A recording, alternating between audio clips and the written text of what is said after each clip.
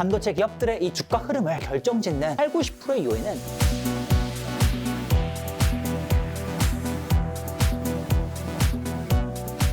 우리 서강대 김정호 교수님 모셨습니다. 안녕하세요. 네, 안녕하십니까. 막 관세에 대해서는 이거 되게 오래 가겠죠. 근데 뭔가 수전에 들어가는 것 같은데 네, 그게 이제 90일 유예였고 예, 그 90일 유예도 이제 얼마 안 남았네요. 한 달 반? 그러게요. 근데 중국하고는 또 뭐 90일이니까. 그죠. 거기랑도 또 얼마 전에 유예를 예. 했고 이거는 좀 어떻게 보세요? 계속 뭐 밀당은 하는데. 밀당을 하는데 네. 이게 국가로서는 해야 될 일은 아닌 거죠. 미국. 비즈니스맨이라면 모르겠는데 국가의 수장으로서 한 나라의 운명을 걸고 할 일은 아니다. 그래서 이 전체 일이 네. 자책골. 예, 자책골이요. 그러니까 스스로 자기 골대에다가 골을 넣고 있는 거 아닌가 하는 생각이 드는데 아. 왜냐하면 이렇게 하면서 미국이란 나라의 신용 다 잃죠. 그 주식 시장도 마찬가지고 그렇죠. 뭐 그렇죠. 국채 가격도 떨어져서 국채 금리 저렇게 오르는 거 봐도 그렇고 그리고 뭐 다른 나라들이 미국을 볼 때 이제 어떻습니까? 뭐 저래라고 하는 생각을 누구나 다 하게 되잖아요. 그런 일을 벌리고 있는 거예요. 근데 또 그게 트럼프 입장에서 보면은 국익을 위해서야. 그렇죠. 위대한 미국 위해서야라고 또 하니까요. 예. 그래서 그것에 또 많은 미국 국민들이 동의를 했었던 것이고 그렇죠. 그런데 사실은 누군가는 판단을 잘못할 수 있어요. 그런데 정치 지도자가 판단을 잘못하면 곤란하니까. 네. 그래서 그걸 막기 위해서 삼권 분립이라고 하는 게 있는 거고 네. 특히 관세나 세금 같은 거는 기본적으로 의회가 결정을 해야 되는 거고 의회에서 결정한다는 거는 서로 입장이 다른 사람들이 합의를 보든가 뭔가 토론 과정을 거쳐야 된다는 거고 네. 거기에서도 뭔가가 잘못되면 대통령이 거부권을 행사할 수도 있는 거고 네. 그렇게 해서도 잘못된 거라면 그러면 행정소송을 할 수도 있는 거고 그 피해를 당하는 사람이 네. 헌법재판을 할 수도 있는 거고 이런 다양한 견제장치 의견 수렴 장치들이 있잖아요. 네. 이런 일들을 막기 위해서 있는 건데 근데 지금 트럼프 대통령이 관세를 가지고 일 처리를 하는 거 보면 그런 메커니즘, 그런 장치들이 하나도 작동을 안 해요. 그냥 자기만의 비즈니스를 그냥 독단적으로 처리하듯이 그렇게 하고 있는 거죠. 그러니까 이게 지금으로 봤을 때는 일단은 트럼프 말 하나에 전 세계가 휘청거릴 수밖에 없는 거고. 네. 근데 다만 이게 얼마나 오래 갈지는 모르겠어요. 이번 임기가 이제 마지막이다 보니까. 그래서 이제 뭐 계속 가지 않을까요? 중국 입장에서도 보면 굉장히 좀 느긋하다고 하지 않습니까? 이제 트럼프는 4년도 채 안 남았고.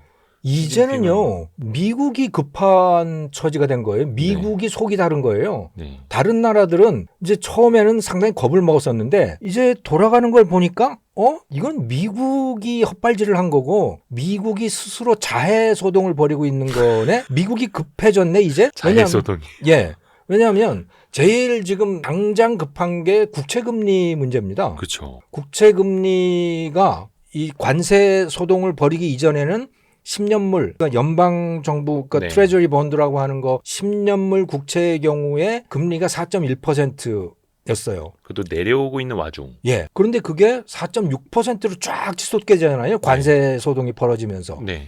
그러면 거기서 0.5%가 올라갔잖아요. 그만큼 국채 가격이 떨어졌다는 얘기입니다. 가치가 떨어졌다는 거죠. 예. 네. 시장에서의 국채 가격이 떨어진 거예요. 네. 그러니까 국채의 금리라고 하는 거는 국채라고 하는 거는 만기가 됐을 때 갚을 금액은 딱 정해져 있잖아요. 그렇죠. 그건 고정되어 있는 건데 금리라고 하는 것이 그 계산되는 과정은 취득 가격이 얼마냐라고 하는 거에 따라서 금리가 결정되는 겁니다. 네. 금리가 높아졌다는 얘기는 취득 가격이 떨어진다는 걸 뜻하는 거거든요. 네. 싼 값에 나중에 돌려받을 수 있는 똑같은 금액을 더 싼 값에 받는다라고 하는 게 높은 금리를 뜻하는 거 네. 아니겠습니까? 네. 그러니까 미국 국채 가격이 떨어진 거예요. 시장에서. 네. 자, 그래서 금리가 높아지는데 이거는 미국 트럼프 입장에서도 보면 이거 큰일 난 겁니다. 왜냐하면 네. 미국의 연방정부 그 국채 규모가 36조 달러거든요. 네. 매년 10조 달러를 신규 발행을 하거나 뭐 아무튼 매년 10조를 새로 발행을 해야 돼요. 예. 왜냐하면 상환이 돌아오는 거 다시 재발행도 해야 되고 그렇기 네. 때문에 10조 원인데 거기에 금리가 0.1%만 올라가도 그게 1,000억 달러입니다. 1,000억 달러예요. 그런데 그러니까 4.1%에서 4.6%로 올라갔으니까 0.5%가 올라갔잖아요. 5천억 달러. 그리고 5천억 달러의 추가 부담이 생긴 거예요. 앉은 자리에서. 예, 앉은 자리에서. 자, 그런데 미국의 그 무역 수지 적자가 얼마냐? 그게 한 그 정도가 되는 거예요. 원래 트럼프의 계획은 관세를 매겨서 무역 수지 적자를 줄이고 또 그 관세 수입을 가지고 다른 소득세나 이런 거 감세하는 거, 소득세, 법인세 이런 거 감세하는 데 따른 세수 감소분을 관세로 채우겠다. 또 그렇게 하면서 빚도 줄이겠다. 네. 연방정부 빚도 줄이겠다라고 하는 게 나름대로의 계산이었던 겁니다. 누구나 그럴듯한 계획이 있듯이. 예. 그럴듯했죠. 예. 그런데 웬걸? 그게 다 무너지고 있는 거예요, 지금. 오히려 빚이 늘어나고 이자 부담 엄청나게 늘어나니까 빚이 더 늘어나게 생겼는 거죠, 지금. 그러니까 얼마 전에 연준 파월 의장도 그래서 그 높은 금리 시대가 상당히 이어질 수 있다 이런 이야기를 또 하지 않았습니까? 예. 그게 국채금리가 그렇게 이끌고 가는 겁니다. 연준이 이끌고 가는 게 아니고 어떻게 보면 시장이 이끌어가는데. 예, 시장인데 그럼 시장은 누구에 대한 반응이냐? 그는 트럼프의 관세 정책에 대한 반응인 겁니다. 원래 관세만 가지고 따지면요. 네. 반대 현상이 나타났어야 돼요. 이 달러라든가 달러 가치라든가 이런 것들이. 달러 가치가 떨어지고 채권의 가치는 높아지니까 채권 금리는 내려오고요. 달러 가치가 높아지게 됩니다. 왜냐하면 네. 저 무역 적자를 줄이게 되잖아요. 네. 그 이야기는 무슨 이야기냐면 미국 밖으로 나가는 달러의 공급량이 줄어든다는 걸 뜻하는 것이고 그렇죠. 그러니까 미국 밖에서의 달러의 가치는 높아지게 돼 있어요.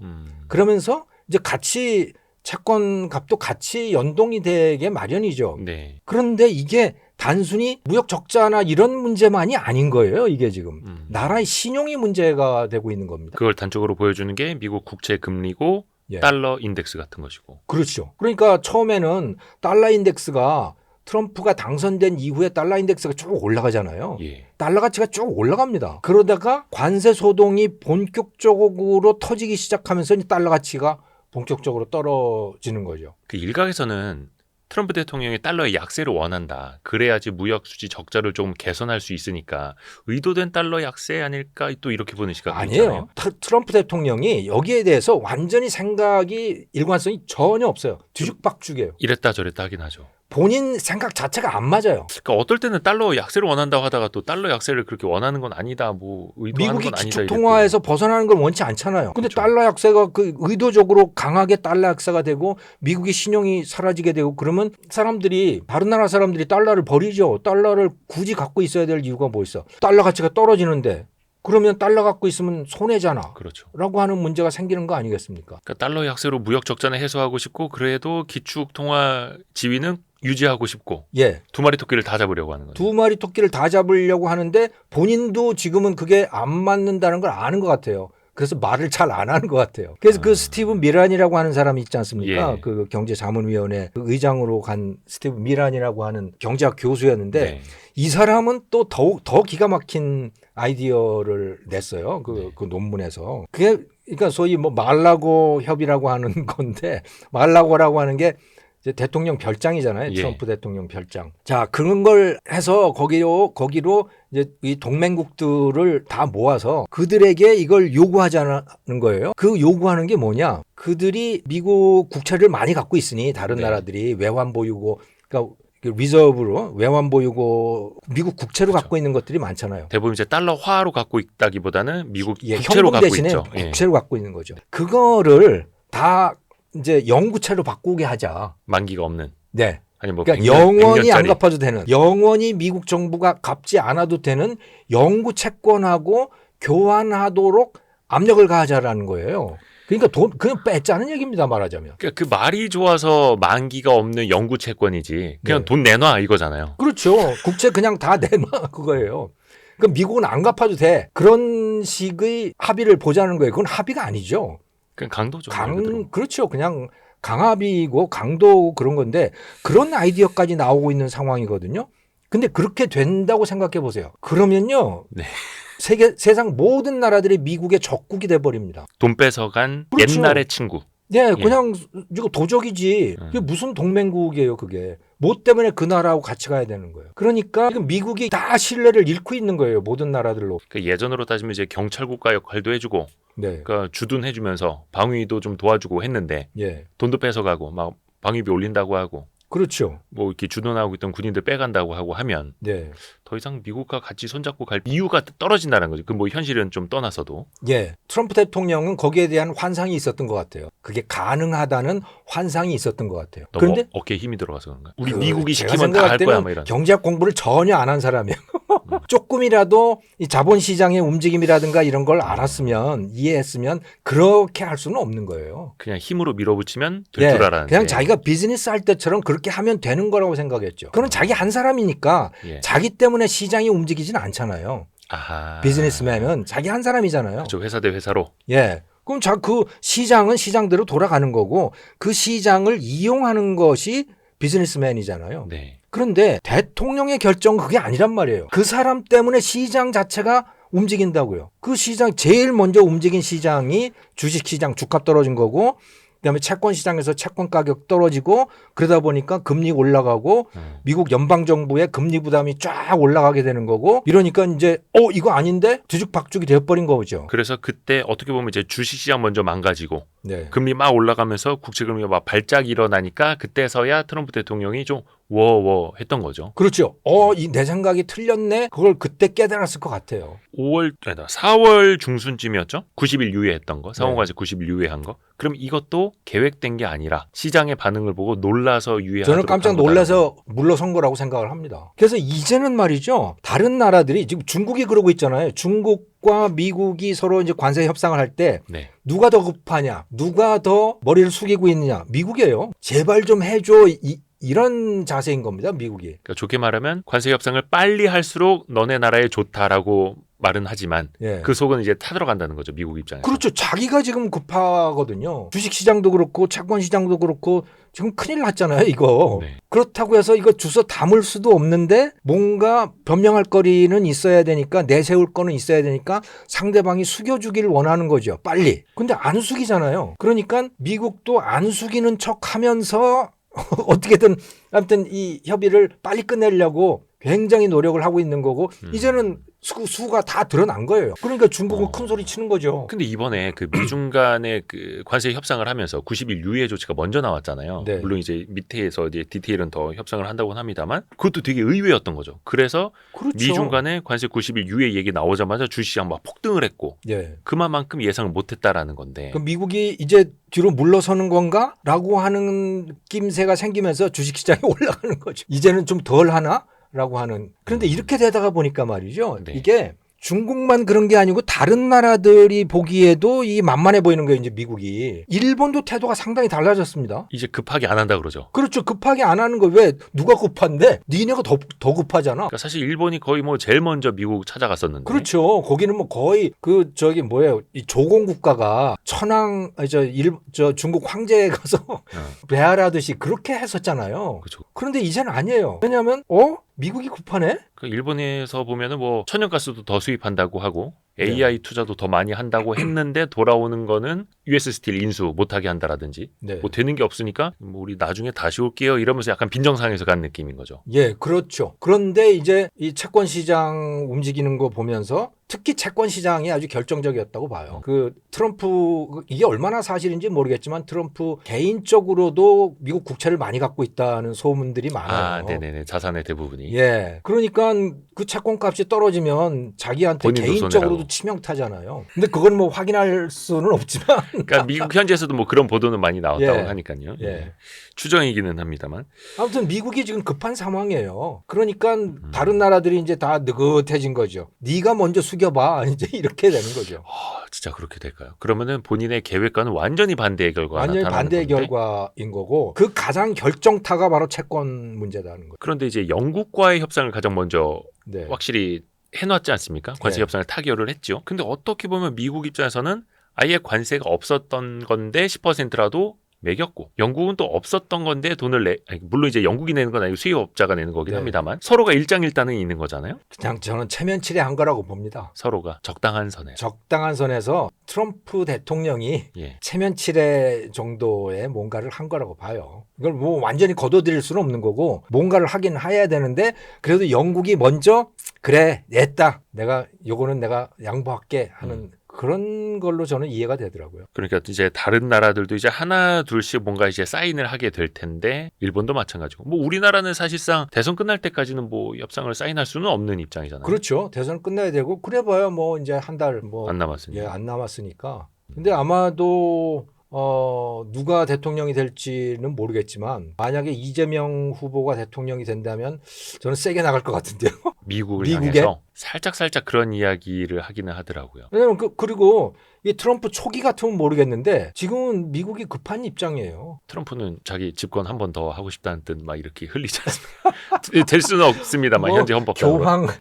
교황도 누가 그 교황 얼굴에 그 뭐야 옷에다 합성한 거 자기 얼굴 네. 합성한 거 그것도 자기가 막 공유하고 있고 정말 특이한 사람이기는 합니다. 그래서 미국이 참 지금 난감한 상황이 된 거고 그래서 이렇게 가면 이거 기축통화 위치도 불안한 거죠. 왜냐하면 예전에 기축통화라고 하는 것의 기본적인 조건이 통화 가치가 안정돼 있어야 되잖아요. 그리고 그 나라의 국채가 안전해야 돼요. 예를 들어 30년짜리 국채라고 하더라도 30년 후에 이거 가지고 가면 반드시 나한테 돈 준다. 네. 라고 하는 게 확실해야 돼요. 지금까지는 그랬어요.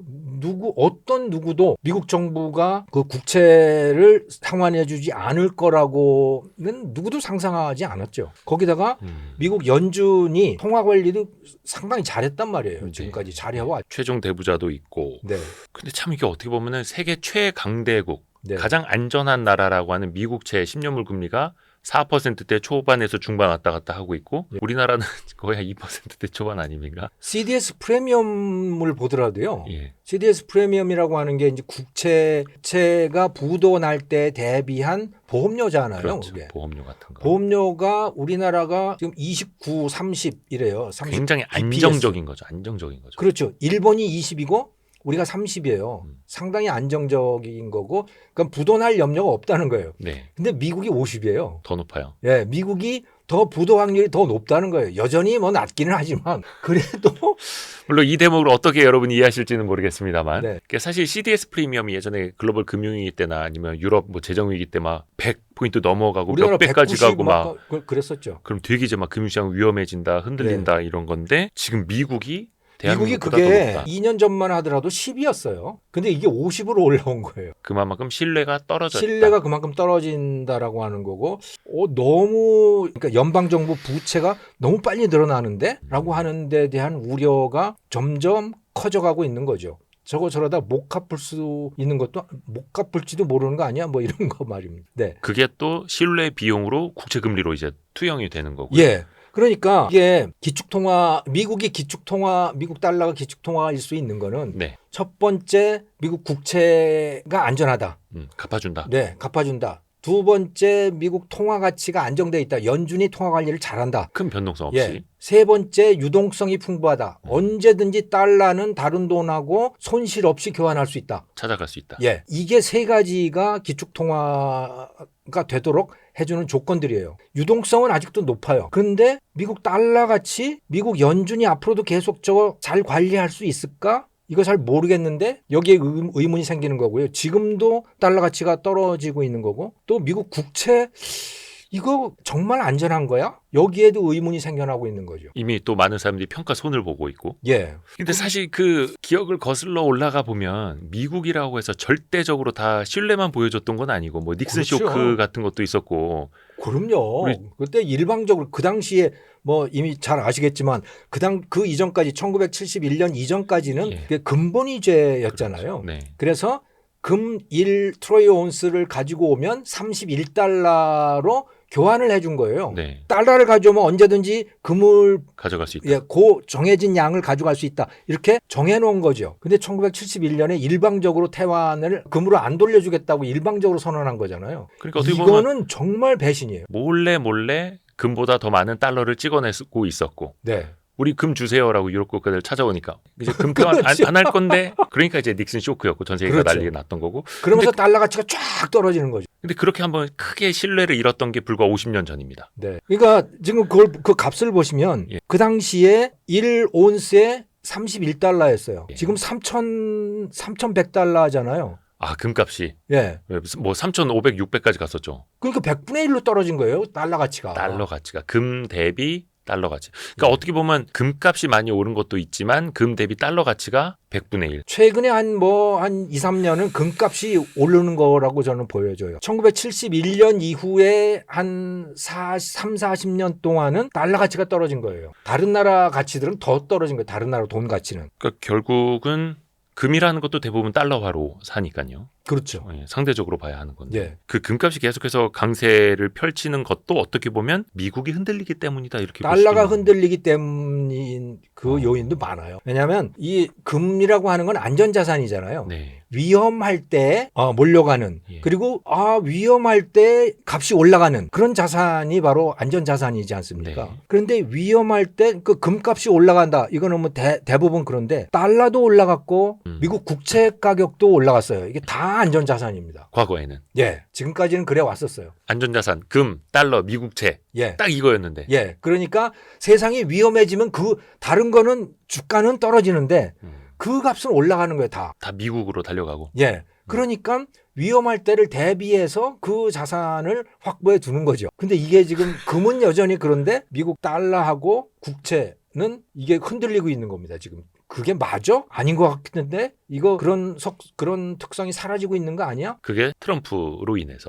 그렇죠. 근데 이제 아까 스티브 미란 보고서에서 나온 것처럼 뭐 100년 넘는 이제 영구채를 그것도 제로 금리로 발행을 해서 다른 나라들에게 돈을 빨아들이자 뭐 이런 아이디어 황당합니다만 진짜 기득권에서 나오고 있는 이야기. 근데 더 황당하지만 이게 실현이 되는 거 아니야? 또 많이들 이제 걱정하는 게 제2의 플라자 합의를 거론하는 분들이 이제 있습니다. 네. 그게 뭐냐면 다른 나라 통화들 저거 너무 약세여갖고 우리가 무역 측면에서 불리해. 너네 통화들 와 다 강세로 돌려놔. 이게 사실 85년에 했던 플라자 합의이지 않습니까? 그렇죠. 그러니까 너희들이 갖고 있는 달러 8억 이거죠. 그러니까 한국은행, 뭐 또 일본은행, 뭐 이런 그 중앙은행들 다 불러 모아서 너희들이 갖고 있는 외환 보유고 달러 있잖아. 그 달러를 다 시장에 내가 팔라고. 그걸로 너희들 통화를 사들여. 그러면 자국 통화 가격은 올라가고 달러 값은 떨어지잖아요. 그럼 그게 뭔가 플라자 합의인 겁니다. 기본적으로. 무역 적자 해소가 되는 미국 그럼 입장에서. 달러 가치가 떨어지게 되는 거고 미국 수출품의 가격이 떨어지게 되는 거고 그러면 미국 상품이 더 많이 팔린다. 미국으로 들어오는 수입품의 가격은 높아지기 때문에 수입은 줄어든다. 이런 계산인 거예요. 근데 그게 이제 80년대 강제적으로 하지 않았습니까? 그렇게 했었죠. 레이건 정부 때. 레이건 정부 때 그걸 했는데 처음에는 약간 효과가 있는 것 같았어요. 네. 하지만 미국에는 전혀 효과가 없었어요. 미국의 무역 적자가 그것 때문에 줄어든 것도 아니고 그것 때문에 그런데 반사이익을 본 나라들이 있었어요. 대표적으로 한국. 예, 대한민국. 일본이 망가지면서. 그렇죠. 일본이 그것 때문에 망가지면서 한국 같은 데들이 반사이익을 엄청나게 봤어요. 그래서 소위 3조 호황이라고 하는 예. 게 그러니까 80년대 말 아시안 게임 올림픽하고 할 때 그때 한국이 엄청나게 급성장을 하잖아요. 그게 바로 이제 플라자 합의 이후에 나타난 결과들인 거거든요. 그러니까 미국은 별로 그것 때문에 재미를 보지는 않았어요. 처음에는 조금 그런 거 갖다가 도로 원상복구가 돼버렸는데 뭐 어쨌든 엔화 가치가 그렇게 올라가 버리니까 엔화 수출이 그러니까 일본 상품 수출이 잘 안 되고 그러면서 한국 제품 수출이 엄청나게 확 늘어나고 그때 우리 반도체도 빠르게 또 성장을 했던 것이고. 예. 그러니까 기본적으로 그런 걸 하는 겁니다. 근데 그 제2의 플라자 합의 가능성은 교수님은 어떻게 보세요? 제가 생각할 때는 안 할 거라고 봐요. 설마 그렇게 할까? 아니 예. 근데 이게 설마가 사람 잡는 경우가 너무 많이 나오죠 요즘에. 지금 이 채권 시장 움직임을 보고 이제 깨달은 거 아닙니까? 예. 그러면서 이 시장의 움직임을 조금 이제는 신중하게 고려하지 않을까요? 정책 결정을 할 때. 시장 흔들리는 것도 봤으니까. 네. 전혀 예상 못했던 바였던 거죠, 그게. 근데 85년 뭐 플라자 합의 때는 너무 제가 어렸을 때니까. 네. 근데 그 상황에서 미국이 불러다가 이렇게 하라고 하면 할 수밖에 없는 그런 환경이었다라는 거지 않습니까? 그때는요. 왜냐하면 일본하고 독일이었어요. 예. 서독. 그런데 이 두 나라는 군대가 없는 나라예요. 그때 이제 2차 대전 패전 이후에 패전국이었고 그래서 완전히 그냥 다 죽여버리려고 한 나라인 겁니다. 미국이 말하자면. 그래서 농업국가로 만들려고 했었어요. 이 나라들. 산업시설 다 걷어내려고 작정을 하고 있었어요. 그런데 문제는 예. 한국전쟁이 터진 거예요. 한국전쟁이 터지고 소련이 동유럽을 뭐 다 위성국가로 만들어 놓고 막 이렇게 되니까 예. 미국이 급해진 거죠. 이거를 자기 혼자 막을 수는 없는 거고. 공산주의와의 대립에서 그렇죠. 누군가는 이걸 해줘야 되겠는데 할 수 있는 게 누구냐? 그게 일본하고 독일이었던 거예요.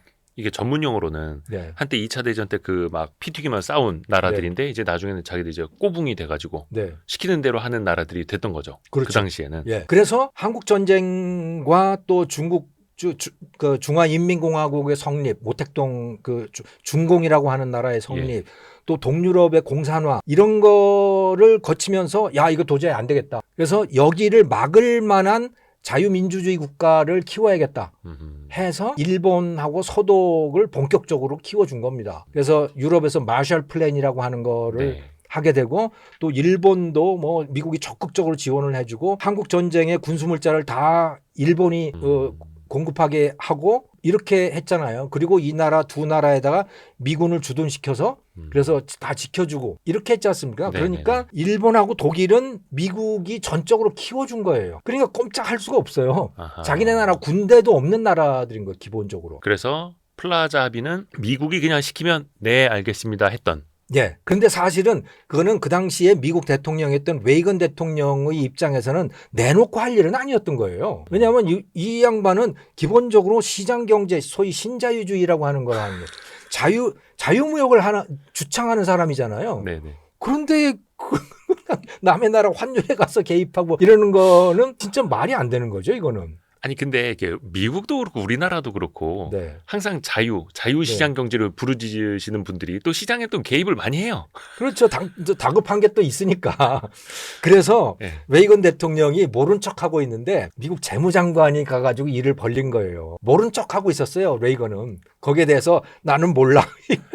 그냥 진짜 연기를 한 거네요. 연기를. 그렇죠. 근데 일단 제2의 플라자 합의는 그러면 그때와의 상황, 환경과는 완전히 다른 나라들이 그때 미국 서독처럼, 그러니까 일본 서독처럼 예 알겠습니다 굽신굽신 할 정도는 아니라는 거죠. 트럼프 초기면 모르겠는데, 예. 그러니까 취임하고 뭐 예를 들어 3월, 4월 이 정도는 모르겠는데, 네네.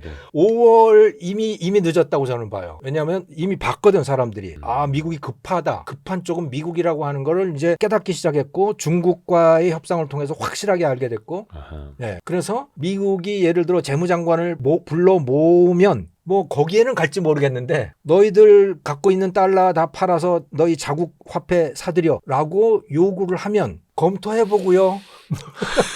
그 정도 되지 않을까요? 시간을 끌면 되는.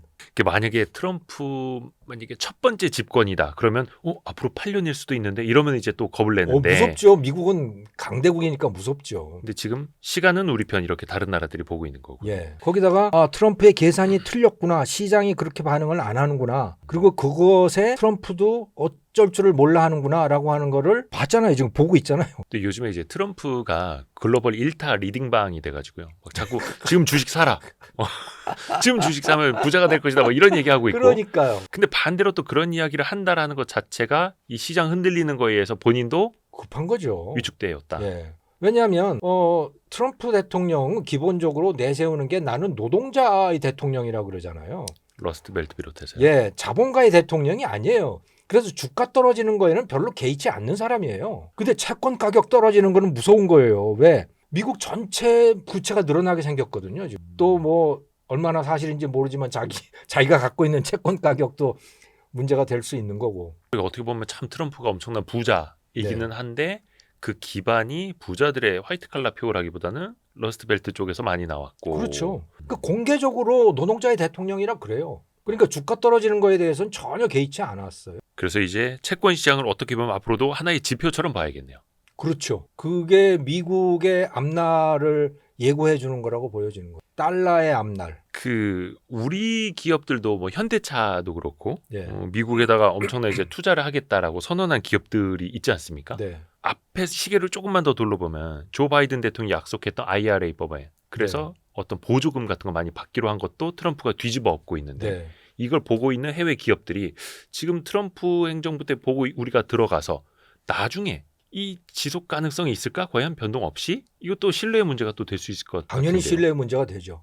그러니까 뭐 근데 트럼프는 보조금을 주겠다는 얘기는 안 하니까 일단 트럼프 시대에 미국에 투자한다는 거는 미국 정부 도움 없이 투자를 하는 것을 전제로 하는 거죠. 관세 안 맞기 위해서라도. 예. 그러니까 그거는 정권이 바뀐다고 해서 뭐가 달라질 것 같지는 않아요. 근데 이제 예를 들어서 이렇게 한번 제가 죄송합니다. 좀 꽈볼게요. 현대차도 그렇고 많은 기업들이 제조업체를 차렸어요. 공장 차렸어. 막 원가도 올라가고 임금비도 올라가는데 차렸어.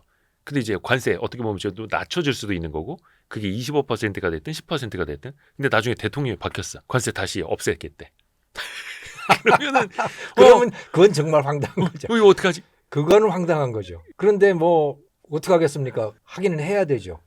그리고 관세가 지금 트럼프 때처럼 이렇게 들쭉날쭉하지는 않겠지만 네. 그 이전보다는 상당히 높아질 거는 분명하다고 저는 봐요. 관세가요. 예. 이미 관세 올라가는 일을 시작한 거고 이 나라는 10%, 저 나라는 20%뭐 이런 식으로는 안 할 거라고 보는데 유니버설 테리프 같은 거는 저는 할 거라고 봐요. 보편 관세 같은 거는 10% 그거까지 깔고 가는 거. 없어지지는 않을 거다. 근데 이제 어떻게 보면 이게 과연 물가로 언제 얼마나 전이 될 것인가도 되게 네. 중요하지 않습니까? 예. 근데 최근에 나온 4월 소비자 물가 지수까지도 큰 충격은 없었고요. 근데 시장에서는 또 언젠가 오를 것 같은데 막 염려하고 있고요. 좀 그러니까 이게 중국 같은 경우도 보면 미국에 대한 수출이 막 늘었어요. 예. 왜냐?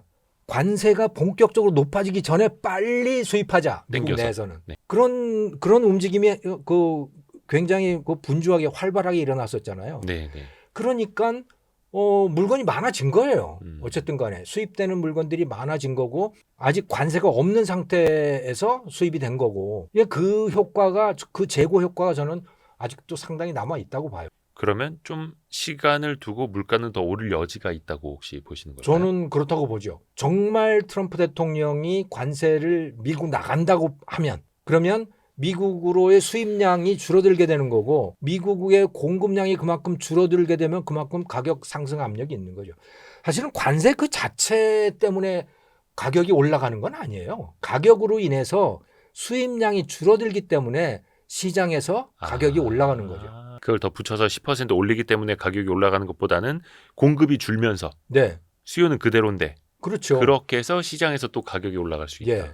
그러니까 값이 10%딱 올라간다 이거 아닙니다. 시장이라고 하는 건 그렇게 반응하지 않잖아요. 그럼 어떻게 보면 또 미국 입장에서는 수입을 더 늘려야 하는데 또 관세라는 하나의 또 걸림돌이 또 계속 있을 그렇죠. 수밖에 없고 이건 앞뒤가 안 맞는 거예요. 그러게요. 그러니까 언젠가는 모르겠네요. 물가 상황에 따라서 또 정책은 또 달라질 수. 저는 그런데 지금 그 미국에다가 그 공장 짓는 데들요. 예. 제일 큰 문제는 노동력일 거라고 봐요. 사람 자체가 없다는 거죠, 기본적으로. 공장에 가서 일할 사람들이 없어요. 사실상 미국은 거의 완전 고용 상태라면서요. 그렇죠. 예. 그 실업률 4%거든요. 네. 4%, 3.9% 뭐 거기서 왔다 갔다 하잖아요. 그거는 완전 고용이라는 이야기인 겁니다. 그런데 새로 공장을 짓잖아요. 네. 그러면 어디선가 거기로 사람이 가야 되지 않습니까? 그 사람은 그러면 누구냐? 그게 보통 미국인들은 아닌 거예요. 왜냐하면 공장 노동을 견딜 수 있는 사람들이 많지 않아요, 미국에. 그걸 견딜 수 있는 사람들은 멕시칸이나 그러니까 그 히스패닉이나 다른 나라의 이민자들이 주로 거기서 일을 하게 될 거예요. 그럴 수밖에 없어요. 미국인들이 그런 노동을 할 수 있는 사람은 그게 러스트벨트에 있던 공장 노동자들인데 네. 그 사람들은 다 지금 노인이 돼서 일할 수 없는 사람들입니다. 그 사람들은 그냥 원한만 갖고 있는 사람들이에요. 너희들 중국, 일본, 한국 너희들 때문에 우리가 실업자 됐어. 그런데 지금은 노인이에요. 그게 표심으로 표심은 어떤 되지만 좌우할 수 있지만 노동은 못해요, 그 사람들은. 그 노동을 할 수 있는 사람은 히스패닉, 중남미에서 올라온 사람들이라고 보면 돼요. 예. 근데 그 사람들 쫓아냈잖아요, 지금. 네. 또. 그 누가 가서 일을 하냐는 거예요, 그 공장에. 그걸 이제 로봇으로 대체를 한다고 하는데 로봇 대체도 말이죠. 대체할 수 있어요. 그런데 그 지금 한국에서 벌어지고 있는 일을 보면 미국의 미래도 분명히 알 수가 있습니다. 세계에서 그 로봇 밀도가 제일 높은 나라가 대한민국이잖아요. 인구 1만 명당 로봇이 1092대인가 그래요, 우리나라가. 거의 대부분이 이제 산업용 로봇. 산업용 네. 로봇이죠. 다 네. 공장에 있는 로봇들인 겁니다. 네. 그런데 미국이 얼마냐면 295인가 그래요. 밀도 측면에서. 예, 밀도 측면에서. 그러면 미국의 공장이 한국처럼 되려면 그 밀도가 3배가 높아져야 돼요. 4배가 높아져야 거의 4배 돼요. 가까이. 네. 예. 그러면 우리나라를 보면 로봇이 공장에서 일한다고 해서 그러면 거기에 사람이 없느냐? 다 여전히 필요해요. 네네. 미국도 여전히 마찬가지인 거죠. 음. 그러니까 로봇으로 대체를 할 수 있는 공정들이 있기는 하지만 여전히 사람들이 필요한 노동자가 필요한 그런 거죠. 한국이든 중국이든 보면 마찬가지란 말이죠. 그러니까 노동자 없으면 공장 못 돌립니다. 그러니까 미국에다가 투자를 와서 한다. 시설은 만들 수 있죠. 얼마든지. 네. 돌리는 데는 정말 애를 먹을 거고 그리고 그걸 잘 못 돌려서 코스트가 엄청나게 높아질 거라고 저는 봐요. 그러면 이제 거기 진출한 기업 입장에서는 거의 이중고에 빠지는 거잖아요. 비용은 비용대로 들어갔고 또 앞으로의 고정비는 계속해서 올라가. 그렇죠. 근데 그걸 해결하려면 예를 들어 현대차 같으면 한국에서 사람들을 데려가야 되죠. 그럼 과연 미국이 그걸 용납할 거냐? 그거는 딜을 해야 된다고 저는 봐요. 그거는 딜을 할 수밖에 없다. 이게 국가적으로 사실 우리나라에 있는 생산 라인들, 제조 라인들이 미국으로 가버리면 우리 네. GDP나 일자리도 가장 크게 걱정이 되는 거잖아요. 그렇죠. 물론 이게 예전에 무슨 뭐 독일 파독 광부나 간호사 뭐 이 정도의 사이즈가 될 수 있을지는 모르겠습니다만 일종의 우리 노동자들이 미국으로 건너가서 일을 하는 것도 하나의 그러면 대안이 물론 이제 비용 그럴 수밖에 측면에서도 없다고 봐요, 저는.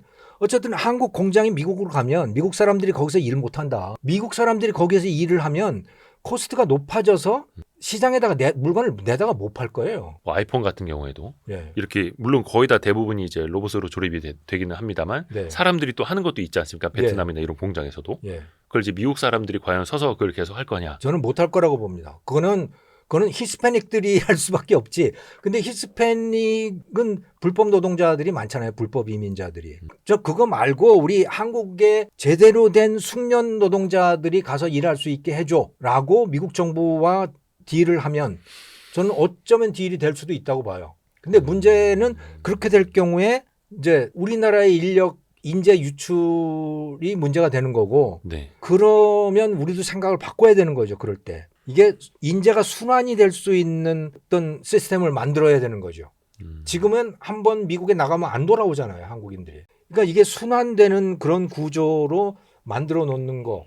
저는 그게 우리의 과제라고 저는 봅니다. 그러게요. 이거는 그러니까 나중에 또 다른 협상이 필요한 부분이겠네요. 그렇죠. 특히 노동력 그걸 측면에서. 안 하면 저는 공장 못 돌린다고 봅니다. 비용적인 측면에서. 네. 그러니까 미국 노동자들이 그거 못 한다. 기본적으로. 자동화를 하더라도 한계가 있고 사람이 네. 필요할 수밖에 없고 네. 그러면 그 사람을 어떻게 쓸 것이냐. 뭐 예를 들어서 현대차 같은 대기업의 생산 라인 그것도 미국에서 공장을 지어놓고 그쪽에서 주거도 같이 해결을 하면서 일을 할 수 있다. 네.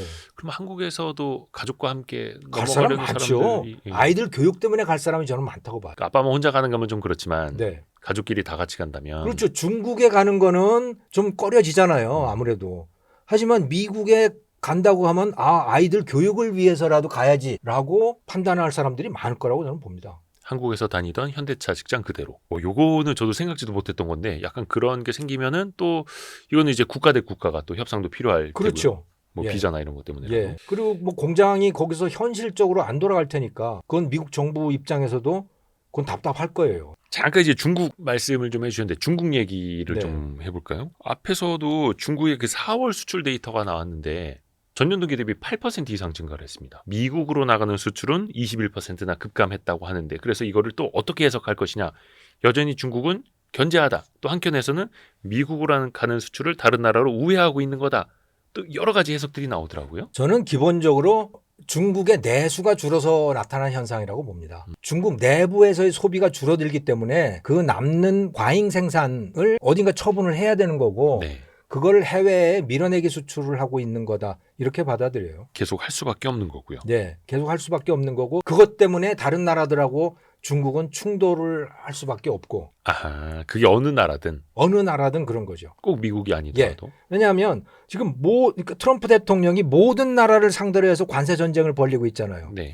그러면 모든 나라의 대미 수출이 줄어든다고 예상을 해야 돼요. 그러면 모든 나라의 국경 안에 물건이 넘쳐나요. 미국에 수출할 물건들이 남아 돌게 되잖아요. 그런데 중국이 거기에다가 더 갖다가 얹어 놓는다. 물건을 더 들여온다. 그러면 자국 기업들은 다 죽을 지경이 되는 거죠. 나라들마다. 어떻게 보면 단순히 그냥 택가리를 통해서만 가는 게 아니더라도 네. 공급이 또 많아지는.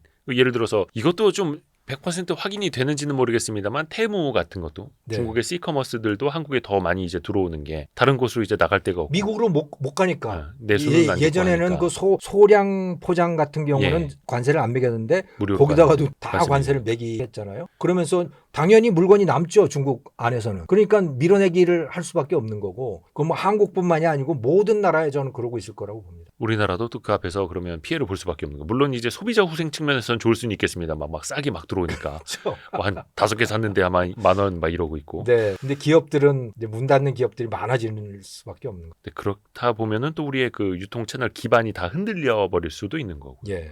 그래서 이제 중국의 내수는 과연 살아나고 있느냐. 물론 이제 데이터들 보면 숫자로는 막 그렇게 나쁘지는 않는다고 하는데 과연 제대로 중국 경기가 회복이 되고 있는 걸까요? 중국 데이터 이제는 믿을 수 없게 돼버린 것 같아요. 중국의 데이터를 믿을 수 없다. 네. 첫 번째는 이 산업의 구조가 네. 중국이 지금 막 발전하는 산업과 인민들의 생활하고는 너무 괴리가 커서 중국의 GDP는 늘어난다. 그 소위 신질 생산력이라고 하는 네. 하이테크 산업에서 생산이 늘어나고 그걸로 인해서 거기에서 이제 GDP 숫자로 그게 다 잡히는 거죠. 하지만 그것과 일반 인민들의 생활하고는 아무 관계 없고 특히 저 농촌 지역에 살고 있는 6억이라고 하는 그 엄청난 그 인구들의 삶하고는 아무 관계도 없는 그런 GDP들이 늘어나고 있는 거다. 아. 그게 하나고 두 번째는 이제 그 사람들이 거리에 잘 돌아다니지도 않잖아요. 그러니까 무슨 생각을 하고 있는지 무슨 활동을 하고 있는지를 공산당도 잘 파악하지 못한다 이제는. 그래서 중국이 만들어내는 데이터들을 믿을 수가 없다. 그런 관찰을 하는 분석가들이 많이 있더라고요. 그러니까 거기서 나오는 숫자, 예를 들어 뭐 2025년에 5점 몇 % 성장이다라고 하면 와, 그정 5% 성장이면요. 당연히 경기가 좋아야 돼요. 작년보다 올해 5%가 더 좋아진 거여야 되잖아요. 그것도 중국의 사이즈에서 5%라면 그런데 아니에요. 질적으로 느껴지질 않는. 예, 보통 인민들의 생활은 전혀 그렇지 않고 거리에는 노숙자가 늘어나고 뭐 내수는 줄어들고 백화점 경기는 더 나빠지고 이러고 있는 거 아닙니까? 그러니까 한쪽에서는 하이테크는 올라오고 있는데 이게 또 인민들의 삶과는 직결이 되는 거는 또 아니고요. 그렇죠. 그래서 그 숫자를 믿기가 어려워요. 그리고 내수라고 하는 것이 그래서 내수가 살아나기도 어려운 거고 그거는 기본적으로 중국 공산당이 지향하고 있는 중국의 미래인 거죠. 중국몽. 중국몽이라고 하는 거는 미국에 버금하는 또는 미국보다 더 미국을 능가하는 산업들을 만들어내서 미국을 압도하겠다라고 하는 거 아닙니까? 네. 그렇기 위해서 이 소위 신질 생산력이 필요한 거예요. 중국 제조 2025라고 하는 것도 기본적으로 그걸 지향하고 있는 거고. 그런데 거기에 이 최소한 인민의 절반 정도, 최소 6억, 7억, 8억 되는 그 사람들은 거기에 그냥 걸음, 뭐 그 수단 그 정도가 돼 있는 거죠. 같이 질적으로 올라오는 게 아니라 네. 신질 생산 능력은 올라오더라도 그건 아주 일부일 뿐이고. 그걸 하기 위한 받침대일 뿐인 거죠. 중국몽은 그러면 어떻게 보면 약간 좀 꾸밀 수밖에 없는 말 그대로. 제가 생각할 땐 중국몽은 미국을 압도하는 거라고 봐요. 그래서 언젠가는. 세계 최고의 패권 국가가 되는 것. 그게 저는 중국몽의 핵심이라고 봅니다. 그러니까 과거의 중화의 그 위용을 다시 부활시키는 것. 근데 그 꿈은 꾸고 있고 현재도요. 꾸고 있고 꽤 비슷해져 가고 있는 거죠. 예를 들어 캄보디아라든가 파키스탄이라든가 이런 나라들은 다 와서 엎드리고 있잖아요. 그 앞에. 그게 중화 질서인 거죠. 뭐 그 1대1로 하던 국가들이라든지. 네. 그 말로는 한 2년 전쯤이었나요? 시진핑 주석도 패권 국가에 도전하진 않는다. 뭐 이런 식으로 이야기를 하기는 했습니다만 하는 행동은 도전하고 있는 거죠. 뒤에서 준비하고 있고. 예, 예를 들어서 예전에 그 바이든인가 오바마한테 이야기를 했던가 태평양이 이렇게 넓은데 우리하고 나눠 쓰자라고 하는 제안이라든가 앞에서는 예, 그거는 태평양 절반 달라는 얘기인 거죠. 그런 게 바로 패권 추구인 거죠. 반대로 뒤집어서 보면 반씩 나눠서 쓰자가 아니라 반은 내 거다. 네. 반 달라. 지금은 다 네가 마음대로 하잖아. 그러니까 이제부터는 너희는 그 반에서만 네 마음대로 하고 나한테는 이쪽은 내 마음대로 할게가 되는 거죠. 아니면 그런 말을 할 수가 없는 거예요. 왜냐? 다 나라마다 영해가 있고 공해가 있는데 그렇죠. 뭘 나누어요, 나누기를. 왜 중국이 그 태평양을 나누냐고요. 그러면은 중국은 확실히 지원, 패권 국가를 꿈꾸고 있고. 그건 확실해요. 그러면 미국 입장에서는 확실히 또 견제를 해야만 하는 거네요. 이건. 그렇죠. 견제를 하려고 지금 그러고 있는 건데 네. 트럼프는 그 견제의 방식이 상당히 다른 거죠. 바이든이나 그 오바마부터 이제 시작이 되기 시작했고 바이든 때 본격화가 된 건데 그건 동맹국으로 쫙 중국을 봉쇄하는 전략이었잖아요. 네. 지금 트럼프 대통령은 봉쇄 전략은 아니에요. 봉쇄 전략은 아닌데 그럼 뭔가에 대해서 아직 확실치가 않아요. 네. 트럼프가 뭘 추구하고 있는지는 분명치가 않은 상황이죠. 앞으로 아마 결정을 해야 될 텐데 이 트럼프 행정부에서도 예. 중국이 패권을 추구할 때 본격적으로 지금까지 영역을 넘어서 이 동남아시아라든가 서아시아라든가 이쪽을 넘어서 동북아시아로 본격적으로 진출을 할 때 네네네. 그래서 대만 점령 이건 지금 이미 그건 시도를 하고 있는 것이고 그다음에 일본의 류큐 열도, 한반도, 남중국해도 이미 상당 부분 손에 넣은 상태이죠. 필리핀, 인도네시아, 베트남 이쪽을 자기의 세력권으로 삼으려고 할 때 자기가 거기에 헤즈몬 그러니까 자기가 패권국이 되려고 할 때 미국이 과연 트럼프 행정부가 과연 그걸 못하게 막을 것이냐. 그쯤 되면 너무 늦는 거 아닙니까? 지금 어쨌든 그렇게 돼가고 있는 거죠. 그 이제 트럼프 대통령 앞에서도 뭐 비즈니스맨적으로 이렇게 하고 있다 이야기해 주셨는데 또 간혹 한 번씩은 시진핑은 내 친구다 사이가 네. 좋다 뭐 이런 이야기 하고 있고 그러니까 확실히 바이든 행정부 때나 오바마 때 이렇게 지원 G2 사이에 견제를 하던 거랑은 좀 결이 좀 다르기는 합니다. 근데 저는 트럼프 대통령이 약간 그 비즈니스맨이라고 하는 데 대한 자기가 그렇다고 하는 데 대한 환상이 있었던 것 같아요. 환상이요. 예. 그렇게 하면 다 통할 거라고 생각을 했던 것 같아요. 기업하듯이 예. 트럼프 1기 때는 그걸 못 했잖아요. 하다 말았고 막. 예. 왜냐하면 반대가 너무 심했거든요. 미국 내에서. 미국 내에서 그 공화당 세력이라든가 뭐 이쪽 세력들이 네오콘 세력이라든가 이게 다 행정부에도 있고 다 있는데 그들이 트럼프 마음대로 못하게 자꾸 견제를 하고 그랬잖아요. 그렇죠. 그런데 이번에는 다 자기 사람으로 완전히 교체를 하고 그래서 그때 못했던 것, 자기 마음대로 하는 거, 비즈니스맨처럼 하는 거 그거를 하면 해결될 거라고 봤다고 봐요 저는. 이번엔 제대로 해봐야지. 예. 이번엔 제대로 칼을 써봐야지 이렇게요. 예. 근데 그게 통하는 차원이 아닌데 그렇게 통할 거라고 환상을 가졌던 것 같아요. 특히 그 환상이 그러면 이제 중국과의 관계에서는 어떻게 될 것인가 이걸 이제 귀추를 주목할 수밖에 없는 건데 이미 중국은 하나 둘씩 실행을 하고 있다라는 거고요.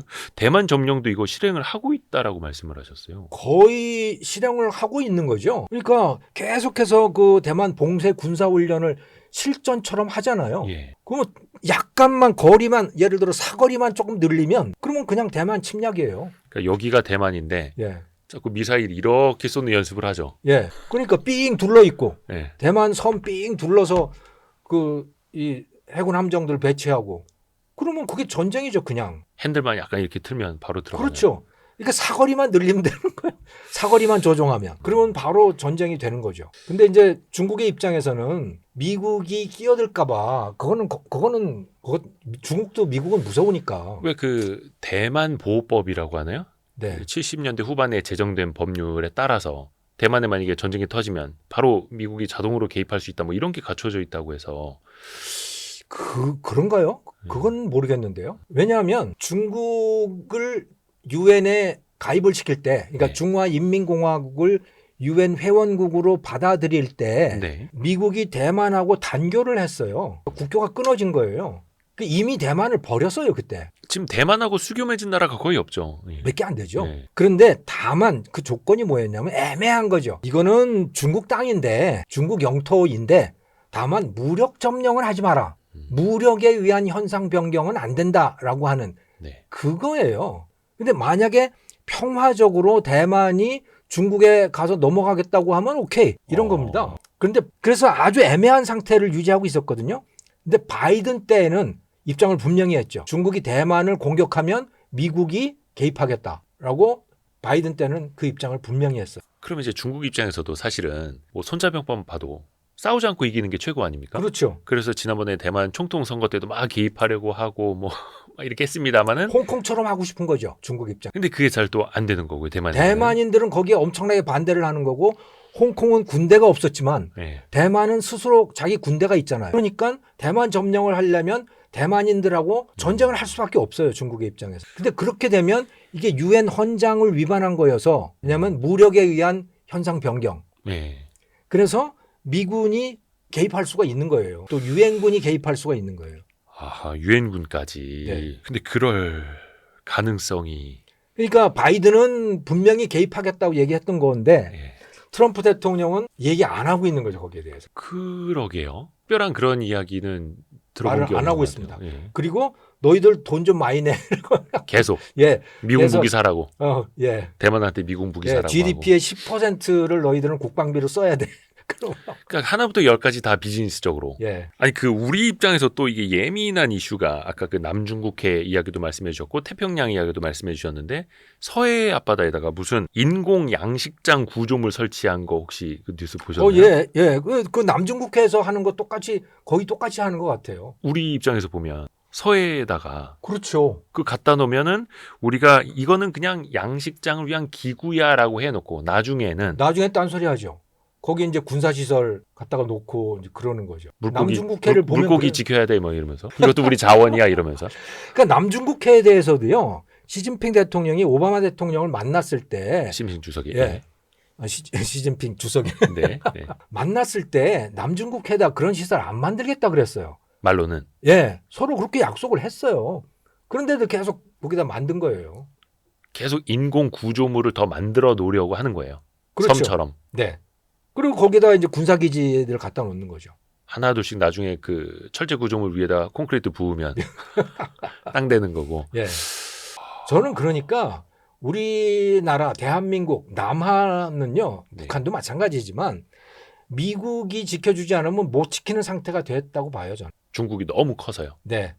중국이 너무 커져서 중국이 무력으로 뭔가를 할 때 우리가 그거를 막아낼 방법이 없다 이제. 중국의 해군력도 그렇고. 네. 차라리 북한은요. 핵이라도 있잖아요. 우리는 핵도 없잖아요. 우리가 그러니까 미국의 핵을 믿는 거지. 미국이 지켜주지 않겠다 그러면 우리는 정말 아무것도 없는 겁니다.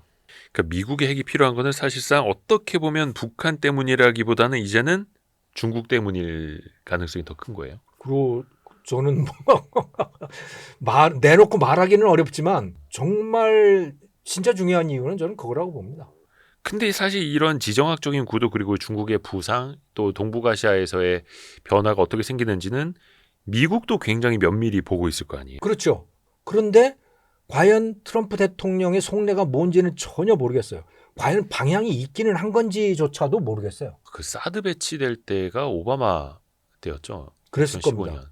박근혜 대통령. 박근혜 대통령 때. 예, 그때. 그러니까 어떻게 보면 그런 사드 배치도 당연히 뭐 북한용이 아니라 중국을 견제하기 위한 거다. 당연히 그렇게 볼 수밖에 없습니다만 트럼프 때는 과연 그런 노력이라도 하느냐. 물론 이제 우리나라 입장에서 여러 가지 상처도 있기는 했습니다만 트럼프 행정부에서는 그런 게 별로 그러면 안 보이긴 하네요. 합동 군사훈련을 할 거냐 안 할 거냐 그걸 보면 알겠죠. 우리나라랑요. 우리나라랑 또 일본이랑 합동 군사훈련을 할 건가? 필리핀하고는 얼마 전에 한 거 같은데요. 미국이요. 네. 근데 한국하고 과연 할까? 모르겠어요. 할지는.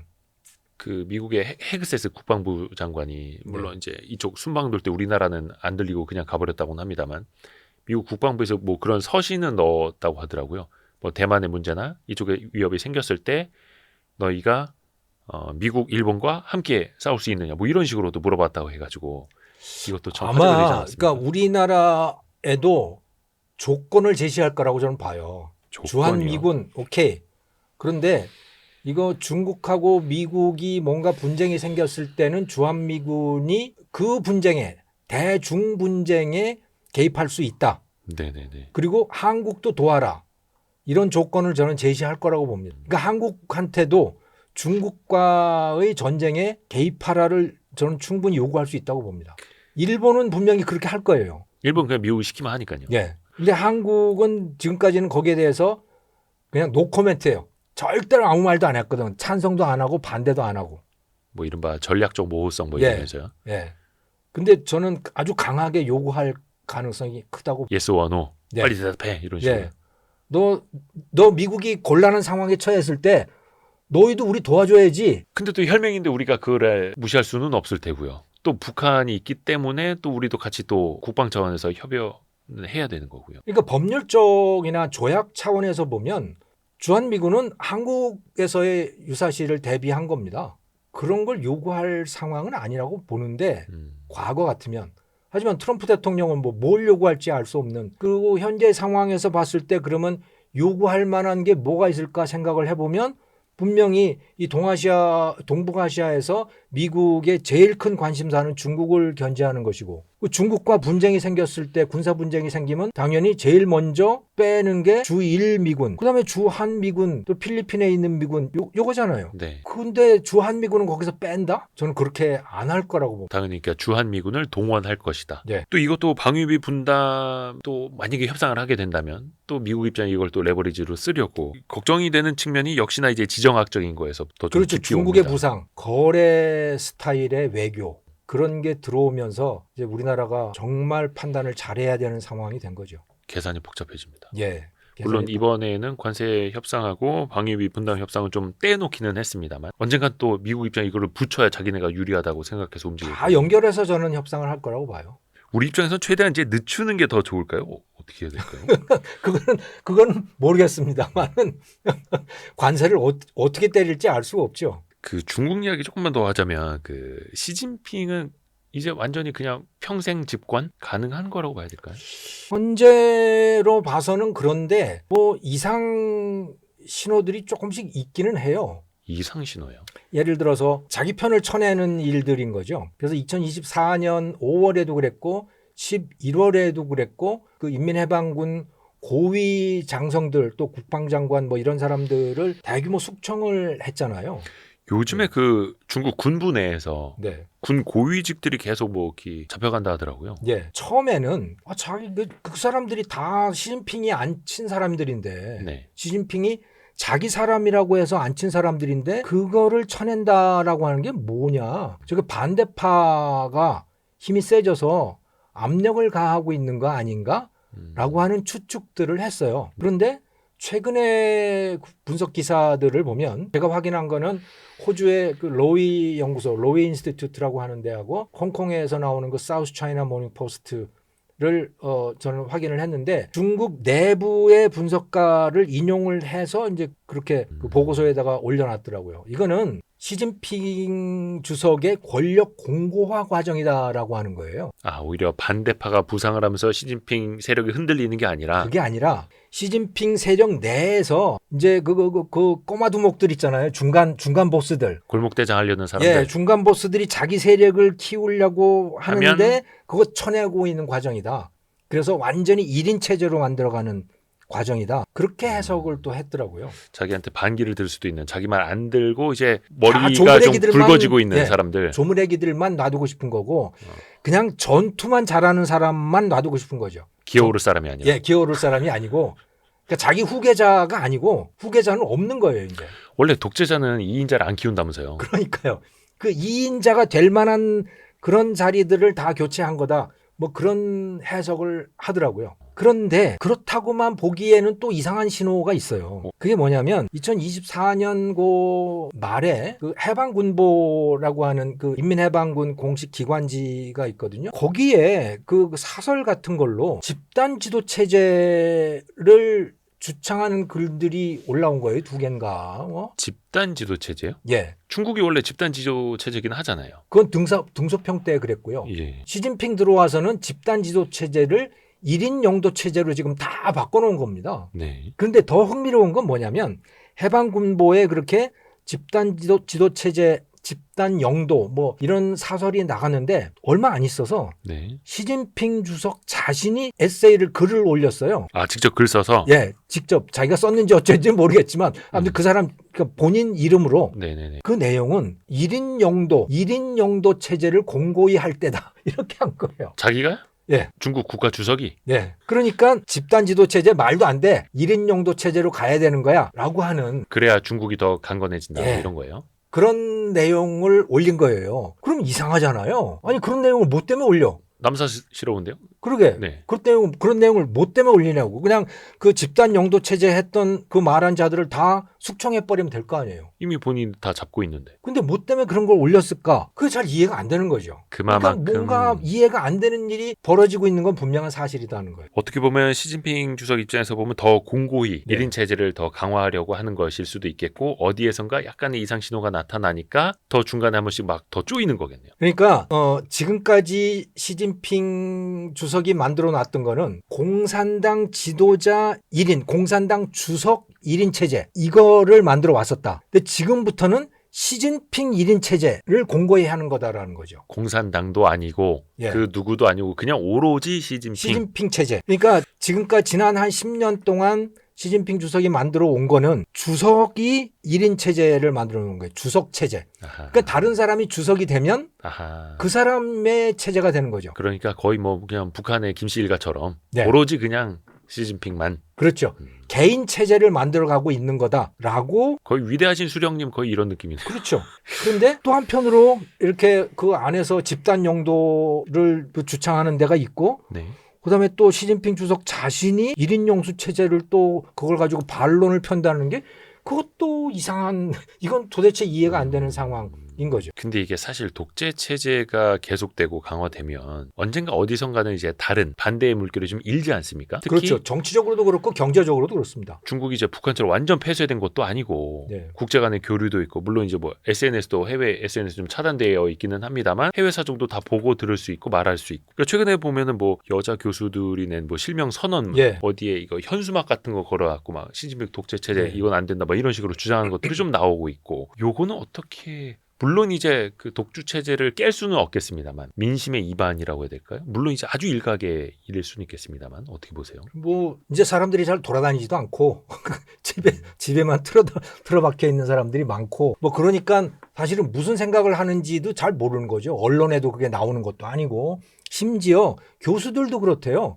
교수들도 연구 주제를 잡을 때 네. 공산당 허락을 받아야 된대요. 공산당에서 하지 말라는 거는 못 한대요. 그럴 정도로 모든 게 다 이제 통제 시스템으로 들어가 있고 거기다가 AI가 얼마나 발전해 있습니까? 중국의 AI가. 네. 특히 안면 인식 기술 면에서는 타의 추종을 불허할 정도잖아요. 거의 진짜 영화 속에서나 봤었던 생각했었던 게 이제는 중국의 대도시에선 다 일상이 되고 있는. 그렇죠.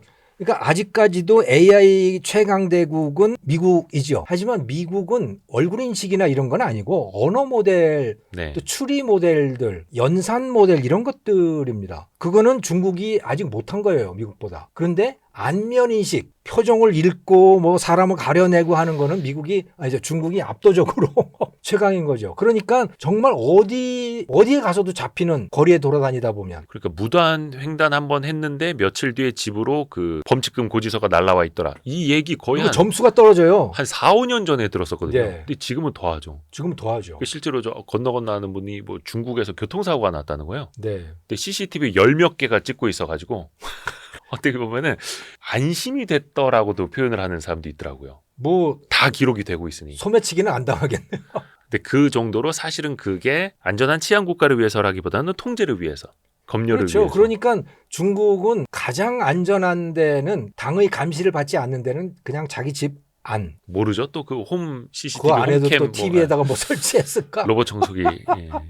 우리나라에서 그런 이슈가 좀 있었고 로봇 청소기가. 예.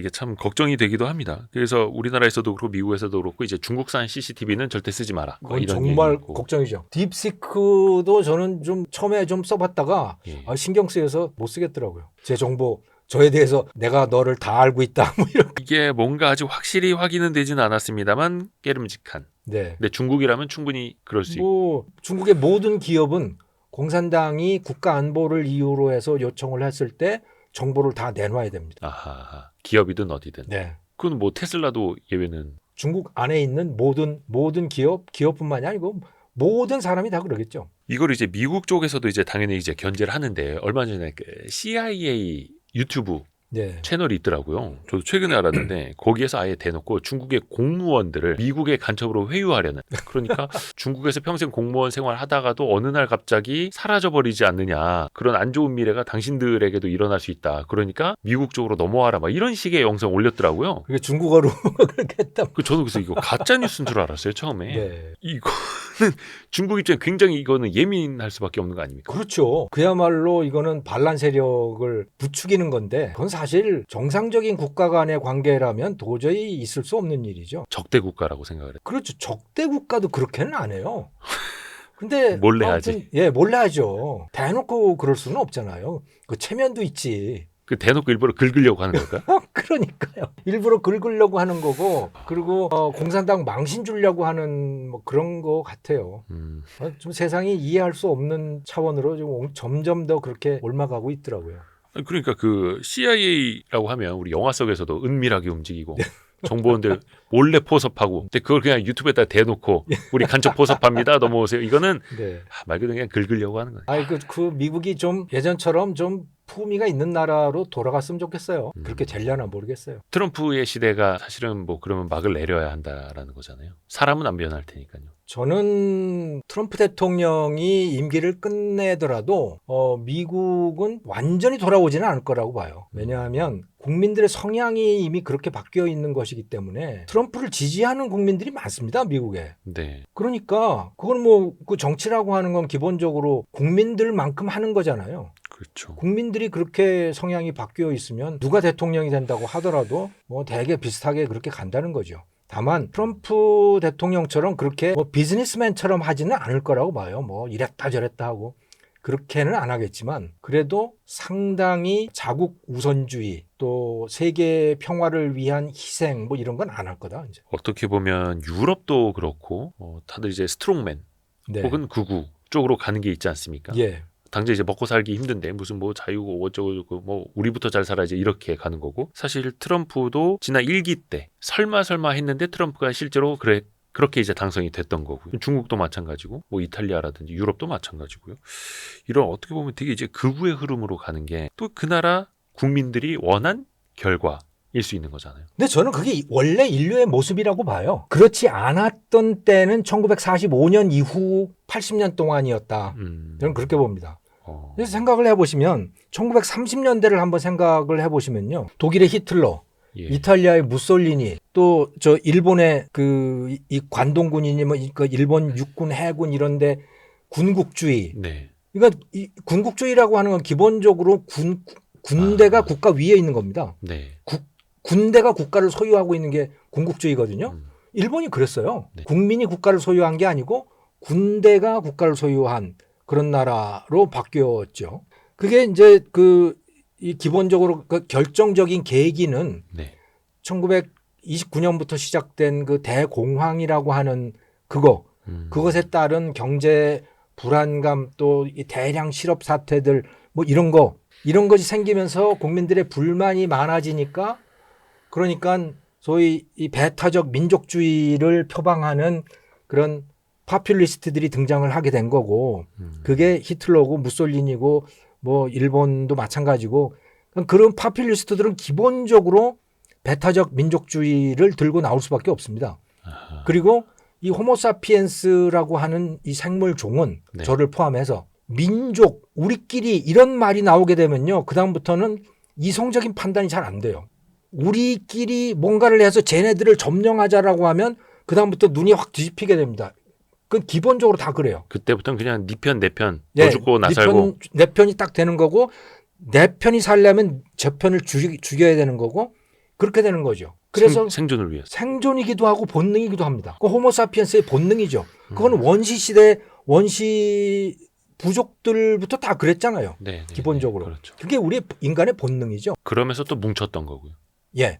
그런데 그게 좀 덜해진 게 뭐냐면 이제 18세기 이후에 소위 인본주의, 계몽주의 이런 철학 사상들이 등장을 하고 그게 개인주의라고 개인에 대한 자각도 생겨나고 국가와 떨어져 있는 나라고 하는 존재에 대해서도 생각을 하고 그러면서 우리끼리 뭉쳐있는 이 집단 말고 나라고 하는 존재도 있는 거구나. 그걸 깨닫게 되면서 서구 문명이라고 하는 게 생겨나는 거거든요. 그러면서 이제 현대 문명이 생겨나는 거죠. 산업혁명도 동시에 벌어지게 되는 거고. 그런데 이 경제가 어려워지다가 보니까 다시 본능으로 회귀를 한 거예요.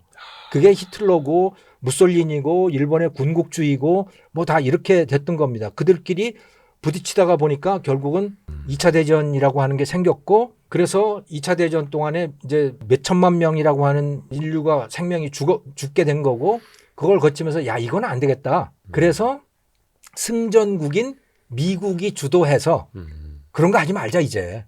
뭔가 좀 질서를 만드는 네, 거죠. 그런 거 하지 말고 그냥 전 세계가 국경과 무관하게 좀 살아보자. 그래서 자유무역이라고 하는 것도 하고 그리고 남의 나라 무력으로 침략하지 말자. 그래서 유엔이라고 하는 것도 만들어서 유엔의 헌장에다가 무력에 의한 현상 변경은 이거는 불법 행위다라고 규정하고 그렇게 하면서 새로운 질서가 생겨났던 거죠. 제가 1956년에 태어났습니다마는 저만 해도 그러니까 그런 세상에 태어나서 여지껏 살아온 거예요. 그런데 인류는 원래 그렇게 살지 않았어요. 그러네요. 인류는 원래 스트롱맨 밑에서 살았어요. 뺏고 빼앗기고 예. 동물처럼. 그리고 힘센 자가 힘 없는 자를 지배하고 지배하고. 그 지배 속에 들어가면 꼼짝 못하고 그냥 복종해야 되는 거고 마음에 안 들면 지가 반란 일으켜서 위에를 죽이고 지가 지도자가 되는 거고 이게 원래 인류 사회의 원래 질서였던 거죠. 근데 그러니까 지금 그 모습이 다시 그 모습으로 돌아가고 있는 거죠. 그래서 경제가 안 좋아지면 여야도 이제 선거를 통해서 바뀌듯이 네. 먹고 살기 힘들어지면 인간은 다시 본능으로 돌아가고 그렇죠. 예. 서로 남의 거 뺏어 먹으려고 그래요. 예, 생존을 위해서라도 뺏어 먹어야 되는 거. 그래야 사니까. 네. 그래서 질서보다는 무질서로 회귀하는 거고 사실은 어떻게 보면 진화적으로도 어떻게 보면 무질서가 더 먼저였고 그렇죠. 질서는 만들어진 거고. 그러니까 질서의 개념도 자기 집단은 질서예요. 자기 집단은 질서를 찾는데 밖에는 내가 모르겠어. 그냥 나는 뺏어 먹으면 돼. 그런데 그렇게 하다 보면 모두가 무질서가 되는 것이죠. 결과적으로. 우리가 뭐 유토피아, 디스토피아 이야기를 합니다만 결과적으로 뭐 영화 속에서도 먼 훗날 막 전 세계가 파괴된 다음에 디스토피아에서는 무슨 질서가 있겠습니까? 거기서 다 본능만 남는 건데. 근데 시대는 뭐 2300년, 2400년 네. 훨씬 더 진화를 했을 시대인데 거꾸로 디스토피아로 가 있을 수도 있는 거. 그냥 그렇죠. 본능으로 다시 회귀해서. 예. 왜냐하면 기본적으로 지난 80년 동안에 우리가 질서라고 받아들였던 그것은 미국이 만들어 놓은 질서입니다. 어떻게 보면 인위적인. 그렇죠. 미국이 자기 국민들의 세금으로 미국 군대를 만들어서 그 군대가 전 세계를 지켜줬던 그런 질서였던 거예요. 근데 그 미국부터 다시 과거의 본능으로 회귀해버리고 있으니 그렇죠. 그렇죠. 다른 나라들이 봤을 때 그럼 우리가 지금 맨정신에 당연히 그렇죠. 지금 우리가 정승처럼 이러고 양반처럼 하고 있으면 우리만 바보 되는 거 아니야? 이렇게 되는 거예요. 그렇죠. 그러니까 나라들마다 다 이제 민족주의자들이 등장을 하게 되는 겁니다. 그리고 민족주의자는 기본적으로 전투적이 돼요. 외부에 대해서 민족주의라고 하는 기본적으로 자기 민족 바깥에 대해서는 전투적일 수밖에 없어요. 그게 바로 민족주의예요. 그러니까 어떤 뭐 국내에 문제가 있을 때 아니면 정치 지도자들 국내에서 지지율 떨어질 때 네. 외국하고 일부러 싸우고 네. 화살을 밖으로 돌리고 그렇죠. 그러니까 한국이 민족주의 성향이 강해지면 일본하고 반드시 싸우게 돼 있죠. 또 반대로 일본에서 민족주의 성향이 강해질 수 있을 때 그럴 그렇죠. 수 있고요. 그러면 예. 이 한반도를 우습게 알게 될 테고 뭐 그렇게 되는 거죠. 이게 참 우려스럽긴 합니다만 이거를 우리가 이제는 변수가 아니라 상수로 생각을 그걸 하면서 있어야 돼요. 받아들이고 그 속에서 생존하는 방법을 찾아야 되죠 이제. 그런데 그러면, 다행히 한국이 그렇게 약소 국가는 아니에요. 우리 국민들의 생각은 아직도 약소 국가에 머물러 있는데 그래서 중국한테는 뭐 높은 산이라고 그러고 우리는 뭐 작은 봉우리라고 하고 그런 게 그건 기본적으로 과거부터의 그 약소 국가의 사고의 습관인 거예요. 미국한테도 꼼짝 못하고 일본한테는 좀 큰 소리 치죠. 네. 그러니까 저는 국제 무대에서 그 외교 같은 거 보면 그런 생각 들거든요. 아니 뭐 러시아나 무슨 일 생기면 자꾸 마크롱 그 프랑스 대통령이 자꾸 가서 뭐 화해시키려고 하는 거여서 네. 프랑스가 그냥 옛날에 프랑스가 아닐 것 같은데 저기 프랑스 대통령이 이 나라 저 나라 찾아다닌다고 해서 뭐 달라지나 싶기도 한데 그거 해야 되죠. 일부러 이제. 막 그러는 거죠. 더 그렇죠. 자기가 중재자인 예. 것처럼. 예를 들어서 지금 브라질을 생각을 해보시면 예. 꽤 영향력이 있어요. 남아공도 꽤 영향력이 있어요. 그런데 경제로 보면 우리가 훨씬 나아요. 훨씬 큰 소리 칠 수 있는 게 많아요. 근데 우리는 여전히 중국, 미국, 일본밖에 없어요. 우리 외교의 머릿속에. 지평에는. 그리고 예를 들어 유엔의 직원 수만 보더라도요. 네네네. 우리나라가 유엔 분담금이 전체 3%인가를 내요. 그게 10위권이에요, 우리가. 굉장히 많이 내요, 우리가. 그런데 유엔 직원은 보면 1%도 안 돼요. 유엔 직원 정말 한국인 직원이 없어요. 그렇죠, 그렇죠. 국제기구에 별로 많이 못 예, 나가고 못 나가는 거예요. 안 나가고. 어쩌다 한 사람 그 뭐 이코노미스트라도 가면은 막 대서특필되고 반기문 총장님 뭐 그냥 뭐 사실 위인이죠, 그것도 이제 위인. 대단한 거긴 한데 어떻게 보면은 우리의 위상을 더 크게 생각해도 된다. 그럼요. 스페인이라든가 이런 나라들 보면 돈 몇 푼 안 내는데도 유엔 직원들 많아요. 그러니까 진짜 옛날의 강국들. 조상들이 다른 나라에서 물건 많이 뺏어와서 잘 먹고 잘 산 나라들, 예. 후손들. 예. 그러니까 우리나라도 이제는 중견국으로 나서야 된다. 더 이제 세게. 미국, 중국, 일본을 벗어나야 된다. 이제 아하. 우리가 아하. 동남아에 가서도 좀 설치고 말하자면 유럽에 가서도 좀 설치고 예. 야 우리나라 제조업 강하단 말이야. 한국 방산 강하니까 한국 원자력 산업도 강해. 그러니까 너희들 우리 협조 좀 하자 하고 비즈니스를 하면서 돌아다녀야 돼요 이제.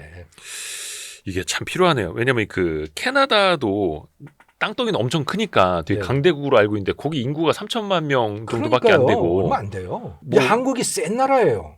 오히려 그러면 우리나라의 대통령이 해외로 더 많이 다니고 대통령도 그렇고 공무원들 기본적인 사고를 그렇게 해야 되고 일반 어. 국민들도 저는 그렇다고 봐요. 공무원이든 대통령이든 그게 어디서 딱 하늘에서 떨어지는 게 아니잖아요. 그렇죠. 그 국민이잖아요, 다. 네. 한국 국민의 수준이 그런 거예요. 그렇기 때문에 대통령이 돼도 그 지평을 잘 못 넓혀요. 그러니까 되게 이제 우리는 선진국이고 글로벌 강국이라는 생각을 장착을 해야겠네요. 왜 요즘에 많은 사람들이 유튜브에도 네. 영상을 올리는 게 해외에 나갔는데 옛날에는 차이니즈냐고 먼저 물어보고 그러니까요. 재패니즈냐 물어봤는데 이제 먼저 코리안이냐고 해서 네. 지하철 뭐 이런 데서도 중국 사람이냐고 물어봤는데 그 아니라고 해서 한국 사람이라 오히려 더 막 반겨주는 안녕하세요 막 해서 더 하는 예. 그러니까 위상이 더 달라졌다는 거죠. 예. 그럴 때 우리가 그 사람들을 대하는 태도를 공부하고 연습해야 돼요. 우리는 어떻게 하냐면 Do you know 손흥민? 강남 스타일? 예, 강남 스타일? Do you know 강남 스타일? 이거를 아니 왜 그걸 거기서 물어봐? 그걸 어쩌라고? 그러니까 이제 당연한 거죠. 그렇죠. 블랙핑크 뭐 당연한 BTS고 거고. 뭐. 예. 그 사람들을 품어 안을 수 있는 우리의 에티켓을 공부해야 되는 거고 그걸 장착하고서 관광여행도 다녀야 되는 거고 다 그런 거죠. 그러면 이제 외국 친구들이 너 블랙핑크 뭐 BTS 공연 본 적 있어? 그러면 야 그런 친구도 우리나라에 한 500팀은 넘게 있어. 막 이러는 그렇죠. 한국 한번 와봐. 예. Do you know BTS 하지 마시죠. 그 BTS 우리 동네 옛날에 초등학교 같이 다녔던 친구들이야. 막 이렇게 그냥. 예. 우리의 생각, 공무원, 국민 모두가 레벨업을 할 필요가 있네. 이미 이제 우리는 그 정도가 됐고. 예. 그리고 이제는 품위를 좀 따져야 된다. 우리가 품위야, 품위를 장착해야 품위. 된다. 절대로 해서는 안 되는 게 외국인들한테 바가지 씌우는 거예요. 바로 이제 동남아에서 다 왔다 그러면 소문나요. 반말하고. 다 소문나요. 바로 인스타에 올라가고 그러면 한국이 그래도 이미지가 꽤 괜찮은데 그거 가지고 다 망치잖아요. 90년대 후반이 그때는 어글리 코리안 이런 거 외국에서 많이 이야기 됐어요. 공항에서 택시 타면 다 바가지 씌우고 뭐 네. 이제는 좀 이제 하지 말아야죠. 그래서 어떻게 보면 이제 공적 자금 원조 ODA 같은 것도 사실은 늘릴 필요도 있는 거고 우리가 이거 아깝다고 할 게 아니라 과거에 우리가 받은 것도 있고 이제는 예. 그 개발도상국을 위해서 좀 베풀어야 할 때고 그게 또 우리의 또 위상도 높이는 것 예. 같아요. 그것도 그거지만 한국이 갖고 있는 강점을 가지고 다른 나라들하고 시너지를 낼 수 있는 길을 찾아야 된다. 강점을 가지고 한국의 강점은 고급 제조 인력들이에요. 그게 방산, 조선, 원자력, 제약 뭐 이런 것들입니다. 이게 기본적으로 여기에서 한국에 기회가 생기는 이유는 미국하고 중국이 싸우기 때문에 예. 한국에 기회가 생기는 겁니다. 예. 그러니까 중국이 접근하지 못하는 시장이 생기는 거예요. 그 중국이 빠져 있는 시장에는 한국이 최고의 제조 강국입니다. 가성비 최고, 네네네.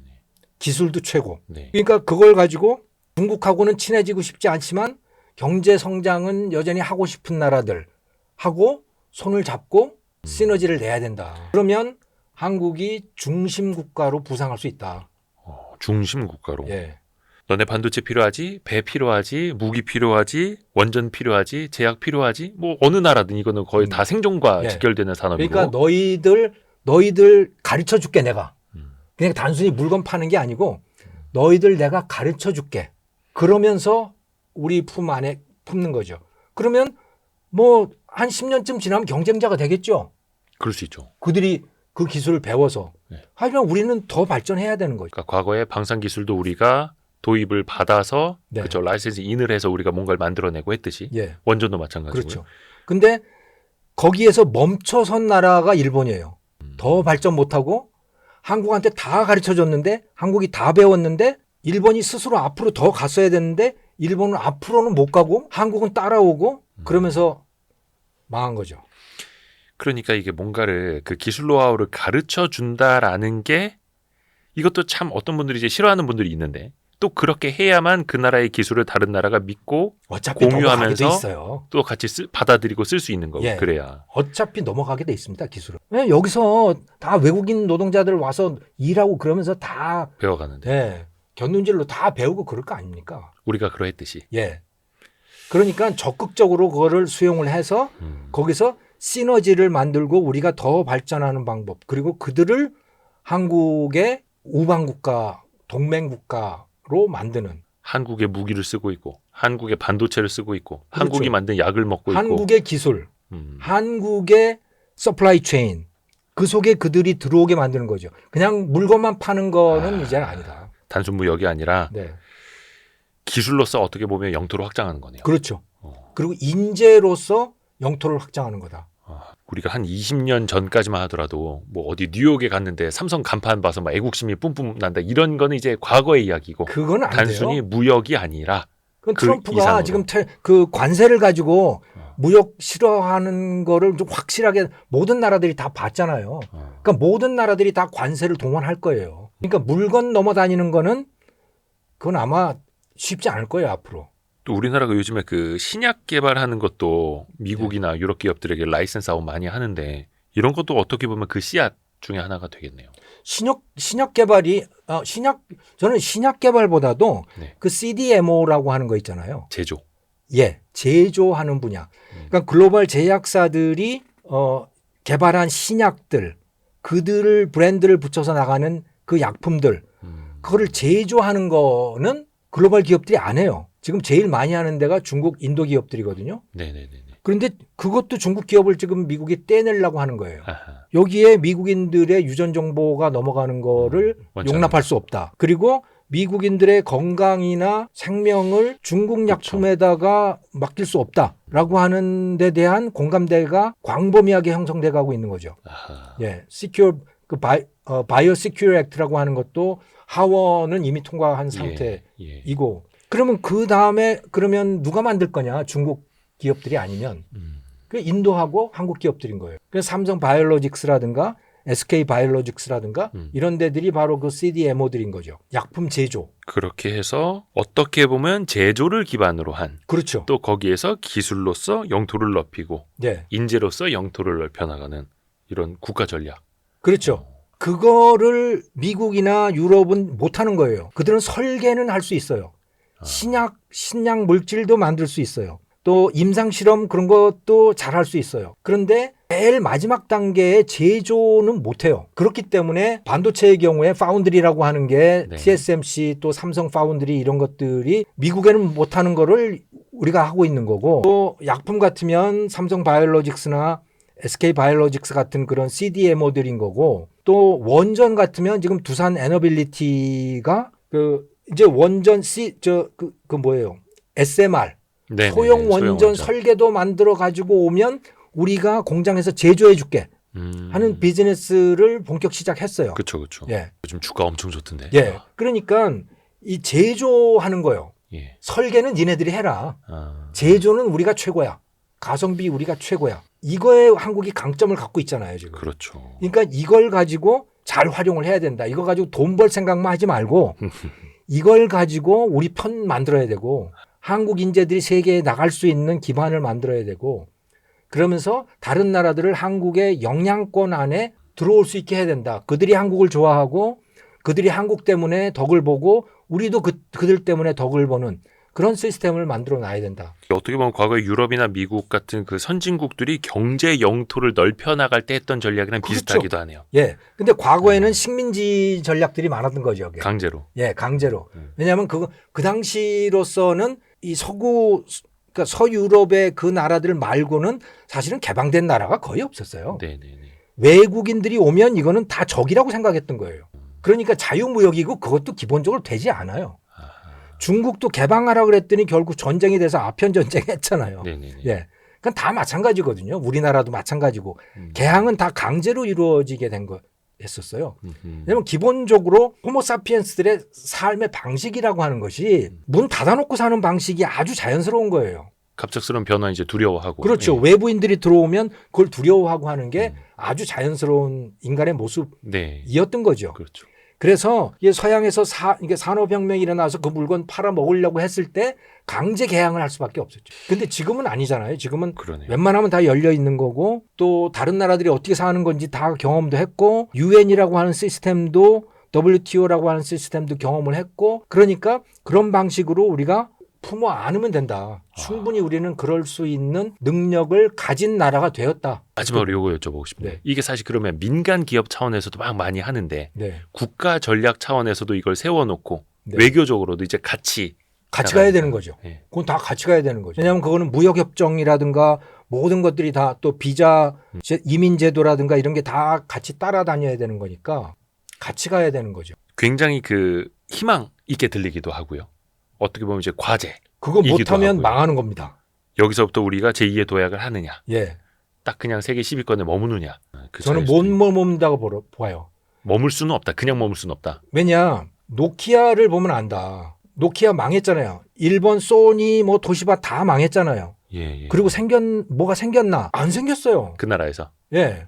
그래서 계속 추락을 하는 거예요. 그쵸, 근데 뭐. 핀란드는 그래도 교육을 잘 시켜서 벤처 기업들이 계속 나와요. 소프트웨어 쪽으로. 예. 일본은 안 돼요. 일본은 관광으로 먹고 살고 있는데 우리는 관광도 못 해요. 그러니까 현상 유지라는 게 거의 없다라는 거거든요. 그냥 머물고 싶어도 그냥 그 자리에 머물고 있으면 그냥 자연스럽게 뒤처지는 것이고. 그렇죠. 거기다가 우리는 중국이라고 하는 거대한 존재가 있기 때문에 그 중국의 기업들을 한번 놓고 보자는 거예요. 장난 아니죠. 중국과 우리가 같은 시장에서 부딪히면 이거는 뭐 일본 기업들이 삼성전자, LG전자에 당했듯이 훨씬 더 심하게 당합니다. 우리가. 그래서 어떻게 보면 미국이 중국을 제재하고 중국의 첨단 IT 제품을 서구 사회에서 쓰지 않을수록 우리에게는 훨씬 더 당연히 좋은 걸 테고요. 그렇죠. 네. 거기에서 생겨나는 시장들이 있는데 그걸 우리가 잘 활용을 해야 된다. 그리고 단순히 물건 파는 걸로만 활용하면 안 그거는 된다. 정말 얼마 안 간다. 앞에서도 85년 플라자 합의 이야기를 했습니다만 그때 가장 많은 수혜를 본 게 대한민국이었고 네. 운이 좋았다 해서 어떻게 보면 어떤 분들은 대한민국 참 운이 좋은 나라다. 억세게 운 좋은 나라다라고 하는데 우리가 그걸 또 해낸 것일 수도 있고 우리가요 굉장히 여러 번 변신을 했어요. 그러니까 제일 크게 변신한 게 1960년대 박정희 정부 60년대 70년대 초반 중동 건설 붐 네. 여기까지 엄청나게 변신을 했는데 그 변신한 그 증거가 뭐냐면 이제 더 이상 한국 사람들이 팔자 타령하지 않는다는 거예요. 아, 아이고 내 팔자야. 그 소리 누구도 안 하잖아요. 그리고 아 그러네. 아이고 죽겠다 이 말도 안 해요. 우리 할머니 할아버지 때 많이 하시던 말씀인데. 그 아이고 내 팔자야는 어. 나는 어쩔 수 없어라고 하는 거거든요. 아 못 바꿔 이거는. 그런데 이제는 아무도 그런 말 안 해요. 그러네요. 왜? 아니 태어난 건 태어난 거고 얼마든지 나는 내 길을 개척할 수 있어라고 하는 생각을 한 거죠. 그걸 경험한 거죠. 기회가 있는 나라. 예. 그러니까 그걸 뚫고 나간 나라예요. 기회가 있는 나라가 아니고 그런가. 기회는 누구에게나 다 있어요. 다만 그 기회를 활용하느냐 못하느냐라고 하는 거고 아, 그냥 소극적으로 생각하면 아이고 내 팔자야가 되는 거고 적극적으로 그러니까 예를 들어 정주영 회장이 얘기했듯이 이봐 해봤어? 해서 하게 되면 뭔가 기회가 되는 거죠. 그걸 우리는 해낸 거죠. 거기서 커다랗게 한번 바뀌었고요. 또 바뀐 게 민주화 체제 87년 때 네네네. 그때 정치적인 인간으로 바뀌었고요. 아하. 예. 그러면서 그 이전까지는 복종하던 인간들이 다 이제 시위하는 인간으로 바뀌었어요. 예. 엄청난 변화죠, 이것도. 네네. 이렇게 바뀐 나라도 별로 없어요. 예. 예. 그리고 또 바뀌었을 때가 언제냐면 1998년부터 한 3, 4년 동안 외환 위기 때 네네네. 그때 소위 신자유주의라고 하는 게 들어오잖아요. 그러면서 바뀐 게 뭐냐면 점심시간에 사람들이 술 안 먹는다. 직장인들이 점심 먹으면서 술 안 먹는다. 그리고 직장에 출근하면 일하는 거다. 확실하게 바뀌었어요, 이때. 2010년대 초반까지만 해도 점심에 술 많이 먹었는데. 내 얘기인가? 그런 말씀하시면 안 돼. 네, 옛날 얘기. 네, 10여 년 전 얘기. 그러면서 또 재밌는 게 뭐냐면요. 네. 98년 그 이후로 삼성 스타일이 쫙 퍼져나갔습니다. 거의 모든 기업들로 삼성이 일하는 스타일이 쫙 퍼져나갔고 공무원들에게도 그게 퍼져나갔고 그래서 삼성경제연구원에서 강의가 굉장히 많았어요. 삼성 스타일. 예, 삼성 스타일. 공무원들도 변해야 된다 막 이러면서. 예. 그러면서 일하는 방식이 굉장히 달라졌습니다. 그러니까 이건희 회장이 요구하던 방식대로 많이 변했어요. 효율적으로. 그렇죠.